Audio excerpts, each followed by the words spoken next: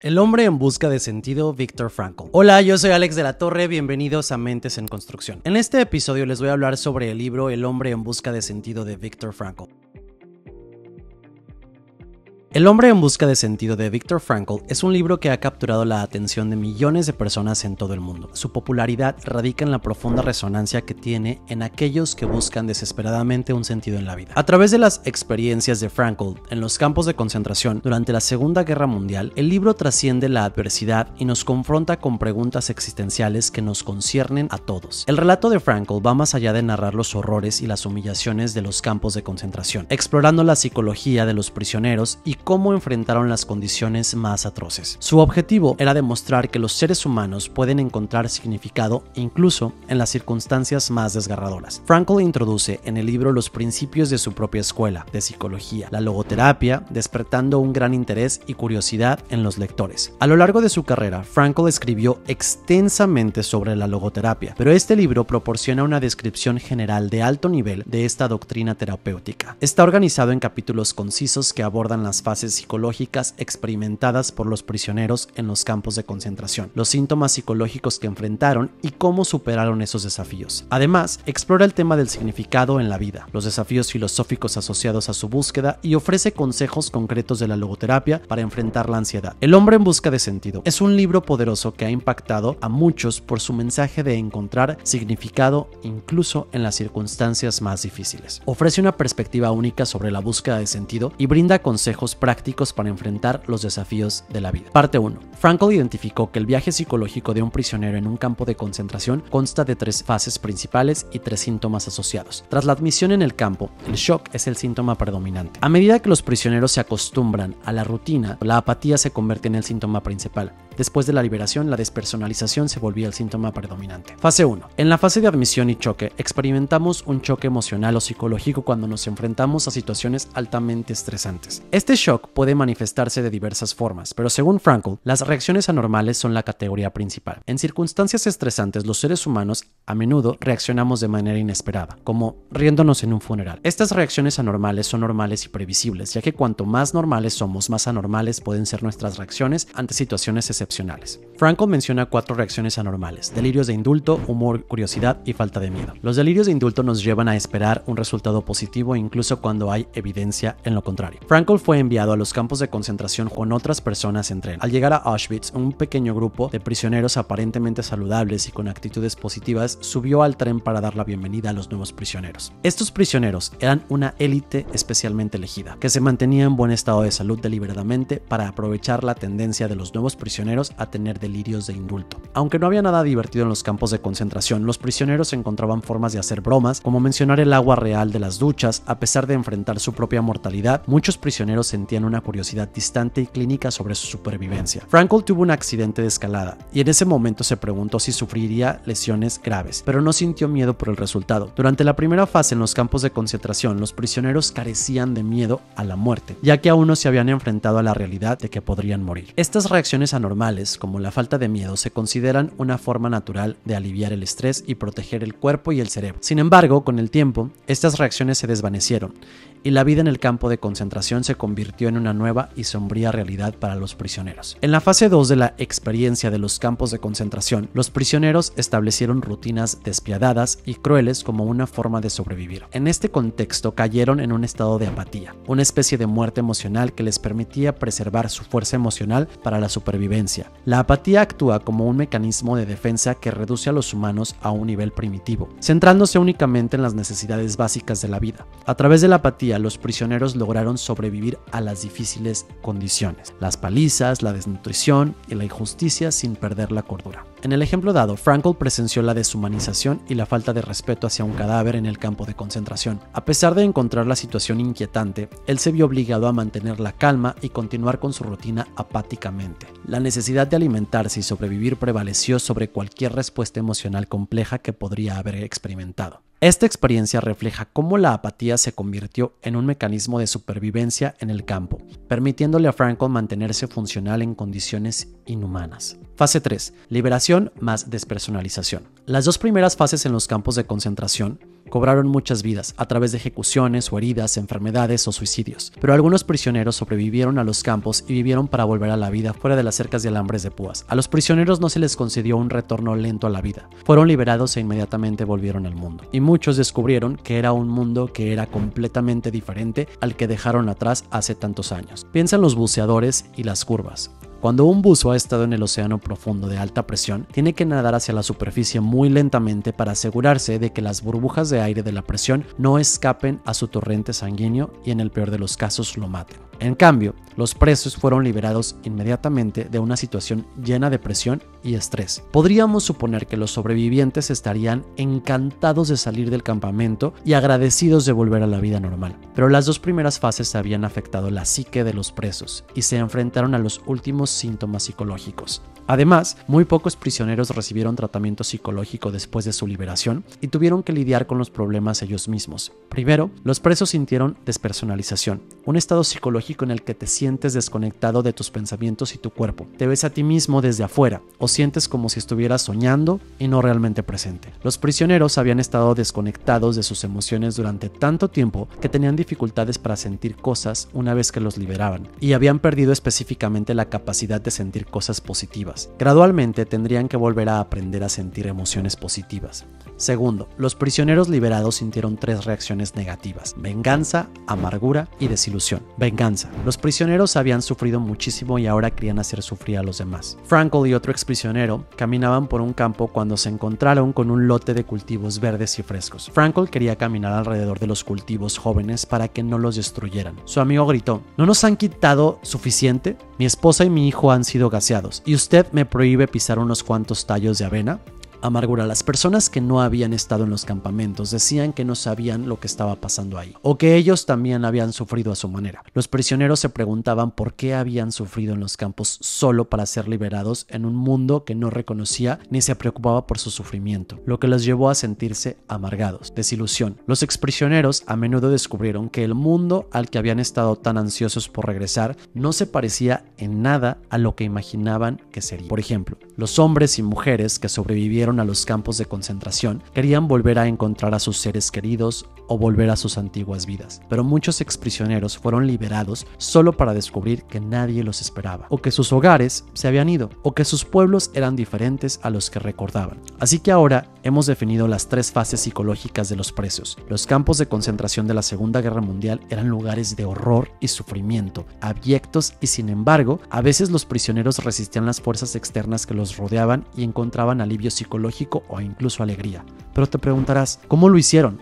Métodos de resistencia psicológica. Después de revisar las fases psicológicas de los presos, ahora discutiremos 3 métodos principales para resistir circunstancias psicológicamente difíciles: vidas internas, metas futuras y la libertad de elegir. Nuestra vida interior, compuesta por pensamientos y sentimientos personales, es un refugio único que nos hace individuos. En medio de circunstancias externas adversas, es en nuestra vida interior donde encontramos la capacidad de buscar la felicidad. El autor destaca diferentes aspectos que enriquecen nuestra vida interior, como el humor, el arte, la religión, la belleza, la imaginación y el amor. Estos elementos nos brindan un escape mental y emocional, permitiéndonos enfrentar incluso las situaciones más sombrías. El autor observó que aquellos que cultivaban una vida interior rica y activa tenían un mayor bienestar para sobrellevar los desafíos en los campos de concentración.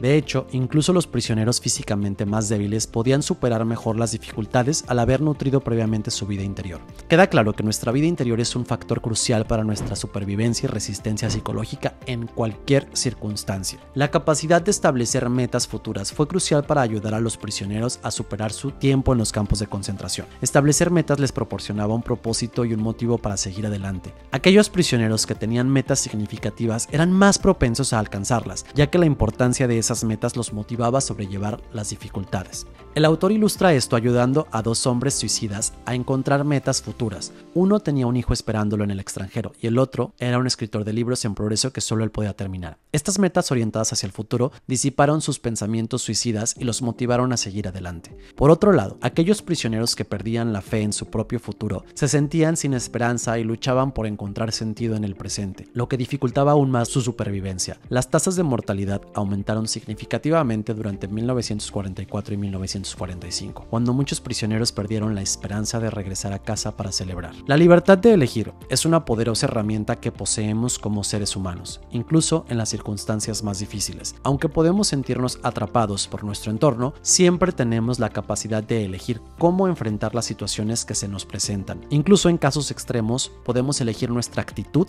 y cómo aprovechar el tiempo que nos queda. En los campos de concentración, los prisioneros tuvieron que elegir constantemente entre sucumbir al entorno atroz o mantener su esencia interior, sus libertades y valores. Frankl demostró esta libertad de elección al ofrecerse como voluntario para tareas médicas en el campo de concentración. A pesar del riesgo de contraer una enfermedad mortal, al menos su muerte tendría sentido en esas circunstancias, como médico que intentaba salvar vidas. Aunque no podemos controlar las fuerzas externas, siempre podemos elegir cómo percibimos una situación, incluso aquellas que implican dificultad y sufrimiento. Estos tres conceptos fundamentales, la vida interior significativa, las metas futuras basadas en el significado y la libertad de elección, fueron importantes para Frankl durante su experiencia en los campos de concentración. Destacan la importancia de encontrar sentido y significado en nuestra vida, incluso en los momentos más desafiantes. Ejercicio. Elegir frente a la impotencia. Descubre las opciones que puedes tomar en una situación que parece estar fuera de tu control.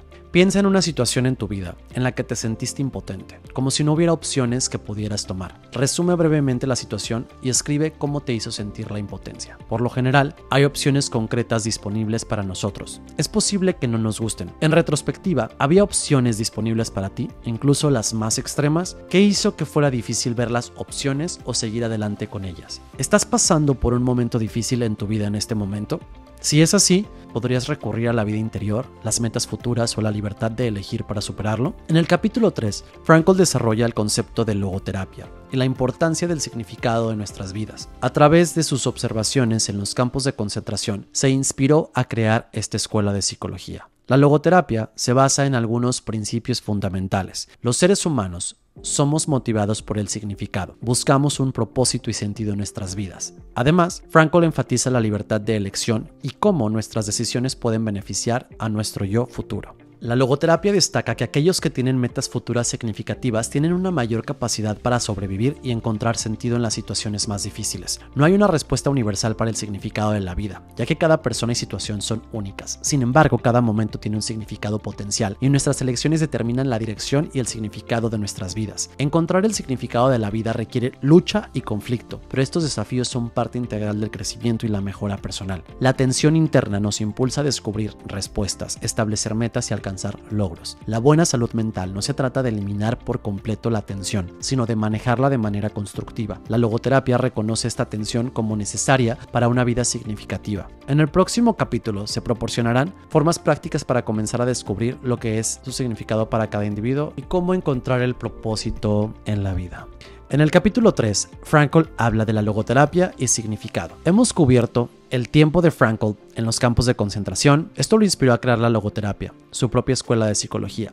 La logoterapia tiene algunos principios básicos. Los seres humanos están motivados por el significado. Queremos saber por qué estamos aquí, qué se supone que debemos hacer y si tiene algún valor. Los científicos sociales de la Universidad Johns Hopkins preguntaron qué estudiantes universitarios consideraban muy importante para ellos. En Estados Unidos se podría pensar que el dinero reina. Sin embargo, solo el 16% de los estudiantes seleccionaron ganar mucho dinero como lo más importante. El 78% seleccionó encontrar un propósito y sentido en mi vida. Debes encontrar el verdadero significado de tu vida en el mundo, en lugar de en tu propia mente o psique. Los seres humanos, en su mejor momento, son capaces de trascender sus propios deseos y sentimientos para trabajar por cosas externas a ellos, una causa en la que creen o una persona a la que aman. De una encuesta de opinión pública que Frankl realizó en Francia y Viena, el 89% estuvo de acuerdo en que los humanos necesitan una razón para vivir, y el 61% admitió que en sus propias vidas había una persona o cosa, creencia, por la que estarían dispuestos a morir. Toma decisiones que beneficiarán a tu yo futuro. Vive como si realmente estuvieras viviendo tu segunda vida y en tu primera vida hubieras tomado la decisión que estás a punto de tomar. ¿Volverías a elegir eso? Otra forma de pensar en esto: en mi lecho de muerte, seré feliz con la elección que estoy a punto de hacer. Vimos estos principios en la primera parte. Los presos que tenían una meta futura tenían más facilidad para sobrevivir que los que no la tenían. Estas metas futuras generalmente eran personas significativas o cosas significativas fuera de ellos mismos. Era difícil difícil sentir que las cosas que sucedían en los campos tenían sentido, pero trabajar por algo fuera de ellos mismos y de los campos que tenía un gran significado personal para los prisioneros les dio más impulso para sobrevivir. Por supuesto, podemos lanzar la palabra significado, pero es un concepto embriagador. ¿Qué es el significado y lo que es más importante? ¿Cómo lo encontramos en nuestras vidas? Con ese fin, muchos de nosotros nos hacemos la misma pregunta. ¿Cuál es el significado de la vida? Frankl dice que no podemos hacer la pregunta de esta manera, como si hubiera una respuesta universal que debería ser satisfactoria para todos nosotros. No podemos generalizar lo que es la vida, las tareas de la vida y en consecuencia el significado de la vida difieren para cada individuo. No hay dos personas que experimenten la misma vida. Intentar preguntarlo en general sería como intentar preguntarle a un maestro de ajedrez cuál es la mejor jugada de ajedrez del mundo. Cualquier maestro de ajedrez le diría que depende del juego en particular y de la situación en ese juego en particular. No hay una sola manera de ganar un juego de ajedrez, y depende de tus elecciones y de cómo reacciona tu oponente ante ellas. El significado de la vida difiere de persona a persona. Más que eso, cada situación en tu propia vida es única y diferente de la última situación que encontraste, y puedes requerir diferentes decisiones de tu parte para dar forma a tu destino. Entonces, tenemos que hacernos esta pregunta específica para nosotros en este momento específico. ¿Cuál es el significado de mi vida en este momento? Por supuesto, cuando preguntamos cuál es el significado de la vida o cuál es el significado de mi vida en este momento, queremos una respuesta, pero la vida no puede responderte. La vida te pregunta cuál es tu significado y tú tienes que responder. Discutiremos algunos caminos que pueden ayudarnos a encontrar significado en el próximo capítulo, pero Frankl ofrece algunas verdades generales sobre el significado que debemos tener en cuenta. Hay un significado potencial en cada situación individual que enfrentamos en nuestras vidas, y cada situación es otra oportunidad para elegir hacer las cosas o ver las cosas de una manera significativa. Una película se compone de miles de imágenes singulares que se unen para formar un todo. Cada una de las imágenes tiene un significado propio, pero no conoces el significado de toda la película hasta que llegas al final. Pero por supuesto, no puedes saltar hasta el final y entender la película sin ver todas las miles de imágenes que conducen a ella. La vida es de la misma manera. No entenderemos el significado de nuestras vidas hasta que estemos en nuestro lecho de muerte. Por lo que debemos asegurarnos de que nuestras elecciones que conducen a ese momento culminen en una vida de la que podamos estar orgullosos.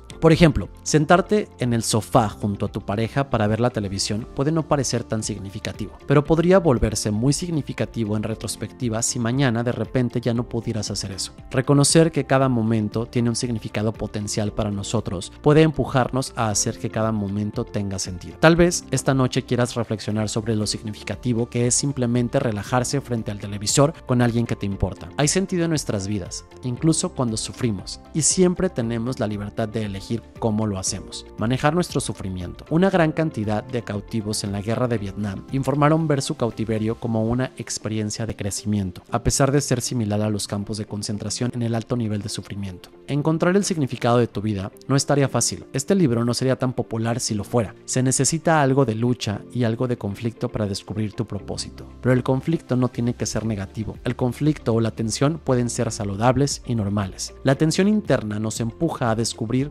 respuestas y es la forma en que nos mejoramos, alcanzamos metas y logramos cosas. En otras palabras, esta tensión no solo es inherente a nuestras vidas, sino que en realidad es necesaria para una buena salud mental. Siente la tensión entre lo que ya has logrado y lo que eres capaz de lograr, entre lo que eres y lo que deberías llegar a ser. Esta es una tensión saludable. El significado te llama y espera que lo cumplas. No debes sentir que hay una respuesta final que te tranquilizará. Piensa en un péndulo. Cuando el péndulo está en movimiento, dos puntos opuestos esencialmente lo jalan de un punto al otro. Hay tensión entre estos dos puntos y la tensión es necesaria para mantener el movimiento del péndulo. De hecho, es peligroso equiparar la buena salud mental con el equilibrio perfecto o sin tensión, porque ese no es un estado alcanzable. La buena salud mental se trata de cómo abordas o manejas la tensión en tu vida, no de eliminar toda la tensión para siempre. La logoterapia se refiere a esta tensión constructiva como no dynamics, de la palabra griega nous, que significa mente. Los seres humanos necesitamos luchar para lograr objetivos dignos que nos hemos fijado y que significan algo para nosotros. Esto le da sentido a nuestra vida. Pero si fuera tan fácil de hacer, ya lo habrías hecho. En el próximo capítulo te daré algunas formas de comenzar a descubrir lo que te parece significativo.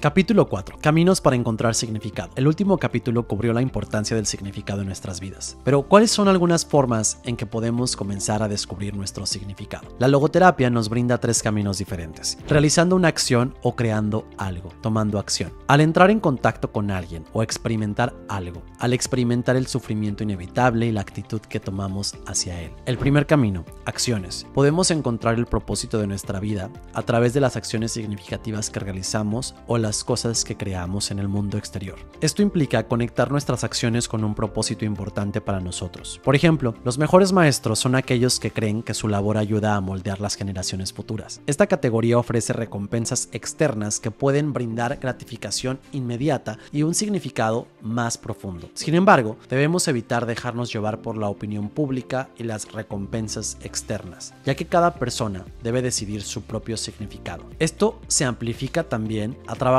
más abstractos, como el arte, donde los artistas más reconocidos son aquellos que crean con un propósito personal, aunque pueda ser interpretado de diferentes formas. El segundo camino, el amor. El amor nos brinda significado tanto a través de experiencias como logros. Las experiencias positivas como la belleza, verdad, bondad, naturaleza o cultura y la conexión con otros seres humanos nos ayudan a descubrir el significado de nuestras vidas. El amor va más allá del romance y el sexo, abarcando la unión con parejas románticas, amigos, familiares y también con la naturaleza y la cultura. A través del amor podemos ver las cualidades esenciales de los demás y su potencial aún no realizado. El amor nos permite ayudar a los seres queridos a alcanzar su potencial, brindándoles apoyo y ampliando sus opciones. Una verdadera unión con otra persona nos proporciona alineación, aceptación, desafío, apoyo y cuidado mutuo. También podemos sentir esta unión con la naturaleza, lo cual nos motiva a protegerla y mejorarla, amar más allá de las personas como el mundo natural. El arte o un grupo de animales también nos ayuda a encontrar significado, ya que sentimos una conexión profunda y la responsabilidad de contribuir a su preservación o mejora.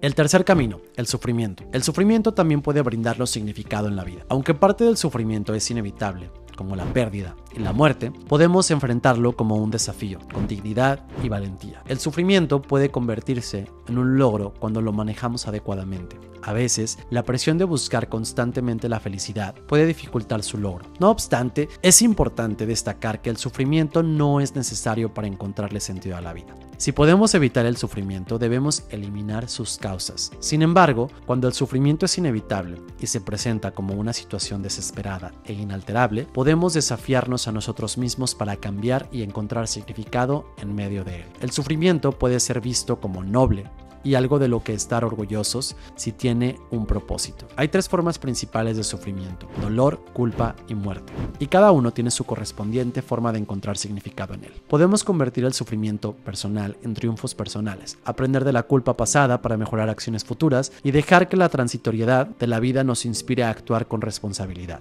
A veces el sufrimiento puede parecer tan grande que parece carecer de propósito, pero puede haber un supersignificado más allá de nuestra comprensión. Aunque no podamos entender plenamente el propósito o el significado de nuestro sufrimiento, podemos encontrar consuelo en la posibilidad de que existe un significado más elevado que trascienda nuestra comprensión. Del mismo modo, el sufrimiento de los animales utilizados en pruebas médicas puede tener un significado para nosotros como humanos, incluso si ellos no pueden comprenderlo por completo. Ejercicio. Los 3 caminos hacia el sentido. La logoterapia plantea 3 caminos que pueden ayudarte a descubrir el sentido de tu vida. En lugar de tratarlos como caminos hipotéticos, examinémoslos como preguntas concretas sobre dónde encuentras significado. Enumera 3 logros, cosas que creaste o hechos que hayas hecho en tu vida de los que estés orgulloso. Escribe por qué estás orgulloso de haber hecho esas cosas y por qué crees que son significativas. Haz una lista de 2 personas o cosas en tu vida que amas profundamente. ¿Estarías dispuesto a hacer un gran sacrificio por esas 2 cosas? ¿Por qué o por qué no? Escribe sobre una situación en tu vida que te causó o te causa sufrimiento. ¿Eres capaz de encontrarle sentido a ese sufrimiento? Si es así, ¿cuál fue? Si no, mira hacia atrás a tus respuestas anteriores. ¿Puedes relacionar tu sufrimiento con un propósito que se conecte con una de esas respuestas? Capítulo 5. Desafíos para encontrar significado. En este capítulo se abordan los desafíos que surgen al buscar significado en la vida. En particular, se explora el nihilismo como una creencia de que la vida carece de sentido. Existen 3 formas de frustración existencial: frustración con la existencia humana en sí misma, con el significado de la existencia y con el significado de la propia existencia personal. Estas frustraciones pueden generar un vacío existencial que se asocia con depresión, agresión, adicción y neurosis. La depresión y el suicidio a menudo están relacionadas con la falta de sentido, y los abusos de poder pueden surgir como resultado de la frustración existencial. La mejora de las condiciones de vida y la libertad de elección pueden contribuir al vacío existencial, ya que hemos perdido los lazos con los instintos animales y las antiguas tradiciones que solían guiar nuestras decisiones. La logoterapia se presenta como un enfoque más efectivo que la psicoterapia tradicional para lidiar con el nihilismo. Mientras que la psicoterapia se centra en el placer y en las experiencias pasadas, la logoterapia propone que la vida tiene un significado y busca ayudar a las personas a encontrar ese significado en lugar de cuestionar su existencia. Determinismo. El determinismo sostiene que los humanos no tienen libertad para tomar decisiones activas, ya que todo está predeterminado por factores externos como la biología. Cuando se combina con el nihilismo, reduce aún más nuestro poder como individuos y puede parecer inútil buscar un sentido en la vida. Sin embargo, la logoterapia sostiene que los humanos tienen la capacidad de autodeterminarse. Constantemente tomamos decisiones que dan forma a nuestra existencia y podemos superar nuestras circunstancias para mejorar nuestras vidas y a nosotros mismos. Las experiencias de Frankl en los campos de concentración demostraron que los humanos son capaces de tomar decisiones que les ayuden a sobrevivir incluso en las peores condiciones e influencias. El paso del tiempo. La vida es transitoria y todos enfrentaremos la muerte en algún momento. Este conocimiento puede generar frustración al cuestionar el sentido de la existencia y crear presión temporal en nuestra búsqueda de significado. Aunque la vida está llena de posibilidades, estas son transitorias y debemos tomar decisiones. Sin embargo, la transitoriedad de la vida no implica que carezca de sentido. De hecho, refuerza nuestra responsabilidad de encontrar significado en los momentos presentes. Cada decisión que tomamos crea una realidad y descarta otras posibilidades, almacenando nuestras elecciones en el pasado. Si bien no podemos cambiar el pasado, podemos utilizar esa información para influir en nuestras elecciones futuras. La logoterapia es activista y orientada al futuro, enfocada en la acción. Aunque algunos pueden ver esto como pesimista, la logoterapia nos anima a marcar los días, reflexionar sobre nuestro pasado y sentirnos orgullosos de los resultados que hemos logrado a medida que envejecemos. Capítulo 6. Utilizando la logoterapia para combatir la ansiedad. Sentir que la vida carece de sentido, pensar que nuestras elecciones ya están determinadas y preocuparse por la muerte pueden generar ansiedad respecto al significado de nuestras vidas. La ansiedad es un sentimiento difícil de superar, ya que su propia naturaleza crea un ciclo de retroalimentación que nos mantiene centrados en aquello que nos causa ansiedad. ¿Qué podemos hacer para enfrentarla y romper ese ciclo? Frankl menciona 2 formas específicas de ansiedad, y la logoterapia ofrece 2 técnicas correspondientes para ayudar a combatir esas formas. La ansiedad de hiperintención es una intensa obsesión por uno mismo o por algo que deseamos, lo cual generalmente impide alcanzar nuestro objetivo deseado debido a que intentamos forzarlo. Por ejemplo, cuando nos despertamos en medio de la noche e intentamos forzarnos a volver a dormir, con frecuencia la hiperintención de dormir nos mantiene despiertos por más tiempo. La ansiedad anticipatoria es el miedo a que algo malo suceda, y ese miedo en sí mismo provoca que ocurra precisamente aquello que tememos. Por ejemplo, alguien que está consciente de sudar demasiado cuando está nervioso se pondrá más nervioso, comenzará a sudar y se preocupará de sudar en exceso, lo que aumentará su nivel de estrés y provocará que sude aún más. Aunque son 2 tipos diferentes de ansiedad, generalmente resultan en el mismo resultado, y rara vez es un resultado positivo. Un ejemplo citado en el libro es que cuanto más una persona intenta tener un orgasmo durante el sexo, menos probable es que lo logre. Pero por otro lado, cuanto más miedo tiene alguien de no tener un orgasmo durante el sexo, más probable es que su miedo se haga realidad. Aunque los tipos de ansiedad son diferentes, el resultado es similar. La logoterapia valora la acción concreta sobre la reflexión filosófica y ofrece 2 pasos concretos para ayudar a romper estos ciclos de ansiedad: la deflexión y la intención paradójica. La deflexión ayuda a enfocarse en algo más grande que uno mismo o externo a uno mismo, lo que inconscientemente ayuda a alcanzar los objetivos deseados. Esta es una forma de abordar la hiperintención. En el libro se menciona el ejemplo de una mujer que tenía dificultades para alcanzar el orgasmo durante las relaciones sexuales con su pareja. Había experimentado abuso sexual en la infancia y había leído investigaciones que sugerían que tendría problemas sexuales como sobreviviente, por lo que durante el sexo se enfocaba en sí misma y esperaba que surgieran esos problemas. Frankl ayudó a la mujer a cambiar su atención de sí misma hacia un objetivo externo, su pareja. Al centrarse en su pareja, se liberó de la presión y la hiperintención y pudo alcanzar el orgasmo. La intención paradójica implica tener la intención consciente de hacer aquello que tememos. Esta es una forma de abordar la ansiedad anticipatoria. Un médico estaba preocupado por la cantidad de sudoración. Si pensaba que iba a sudar, se ponía tan ansioso al respecto que sudaba profusamente de todos modos. Para romper este ciclo, Frankl le indicó al médico que adoptara una intención paradójica: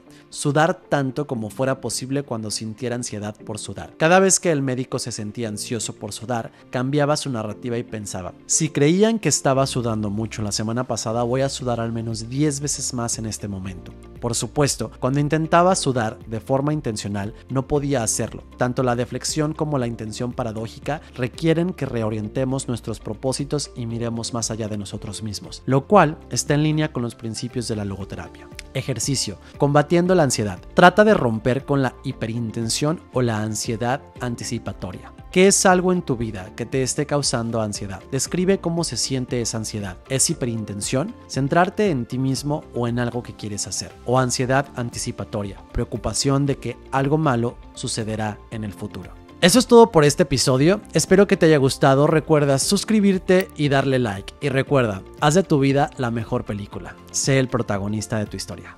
Hasta la próxima.